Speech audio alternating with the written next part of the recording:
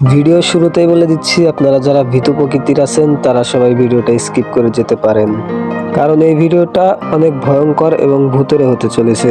আর হ্যাঁ, এই ঘটনাটি কেউ সিরিয়াসলি নেবে না। ঘটনাটি যেহেতু আমি নিজে থেকে বানিয়েছি, মানে কল্পনা থেকে বানিয়েছি, সেহেতু সিরিয়াসলি নেওয়ার কোনো কারণ নেই। এবং যারা ভীতু প্রকৃতির আছেন তারা ভিডিওটি স্কিপ করে চলে যেতে পারেন। আশা করি গল্পটা আপনাদের ভালোই লাগবে। তো চলুন ভিডিও শুরু করা যাক। রাত তখন 11:30। আমি তখন ঢাকা থেকে বাড়িতে ফিরছি, শেষ ট্রেন। আমি একা দাঁড়িয়ে আছি, চারপাশে একদম নিস্তব্ধ ও শুনশান। হঠাৎ করে ট্রেনের আওয়াজ শুনতে পাই, তখনই মনে একটু সাহস পেলাম। ট্রেন এসে আমার সামনে থামে। আমি এদিক ওদিক না তাকিয়ে ট্রেনে উঠে বসি। তখন দেখি পুরো বগি ফাঁকা, একজন মানুষও নেই।